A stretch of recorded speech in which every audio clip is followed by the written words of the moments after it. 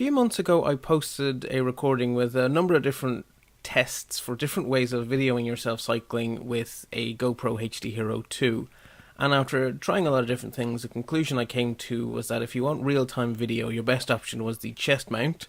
It gave you a real sense of being on a bike because you could see both your arms and the handlebars. It gave you quite a stable view, relatively, because the vibrations were being absorbed by your body, so you weren't getting horrible rolling shutter effects. And the sound was quite good because it wasn't a horrible hum being picked up through the frame of the bike.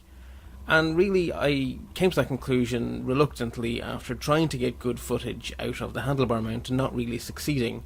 Succeeding really only in finding ways that the handlebar mount just doesn't work for real-time video, and concluding reluctantly that the only real use for the handlebar mount was for time lapses, where the rolling shutter effect wasn't prevalent and the thing could vibrate quite a bit more without it causing a horrible mess. Now, since then, I've had time to do some more experiments, and I've actually come up with a better use of the handlebar mount and a more pleasant conclusion. The insight that's occurred to me since I recorded my first review is very simple. Don't mount the camera on the handlebars or on the bike in some way, hang it from the bike. And the difference is that one way gravity is working against you, you're basically in an unstable equilibrium and the camera is always trying to fall, and so you're relying on the mounting to hold it up. Instead, have gravity work with you, have a stable equilibrium where gravity is trying to pull the camera back into its default position. So hang the camera from the handlebars or from the frame. And the result is an amazing improvement in stability. Even when mountain biking off-road, it still gives surprisingly stable results with surprisingly little rolling shutter effect. After trying out a few different possibilities, the best place I found to hang the camera from is actually the bull bars next to the handlebars. Depending on how the cables go into your brakes and stuff are, you may actually find it's better to hang it from the handlebars themselves. But in my case, I just couldn't get an unobstructed view, so I found that hanging it off the bull bars was actually the best option.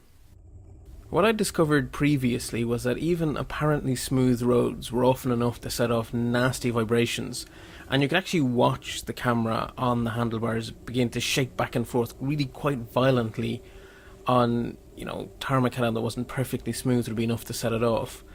Whereas what I found by hanging from the handlebars or from the bull bars is that even the roughest tarmac absolutely no problem at all. As you can see, perfectly vibration free. And what's better still is that you can take it off-road and, really have at it and still see that it stays entirely watchable throughout. I mean, you will eventually see some rolling shutter if you hammer at it hard enough, but compared to how it was by mounting on the handlebars instead of hanging under it, it really is a night and day difference. As you can see from the clips I've chosen here, you can include some or part of the wheel into your shots to keep giving you the sense that you're on a bike that you could also get from the chest mount. You may also notice the sound is somewhat better to what it was in my earlier videos.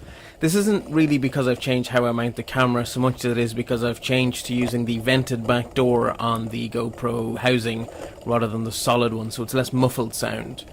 The other thing to say about the sound is that compared to the chest harness, in this mounting position there's some air behind the camera, so that is probably helping with the sound to some extent, so it's not entirely due to changing the housing.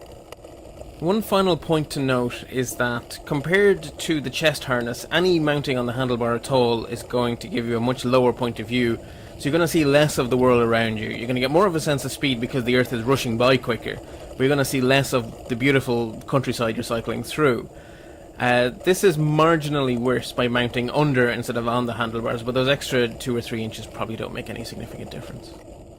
So my final conclusion is don't mount the camera on some part of your bike, mount it under some part of your bike so that gravity is your friend instead of your enemy. Now obviously you still want to tighten everything up. I'm not saying dangle it, mount it, but down instead of up.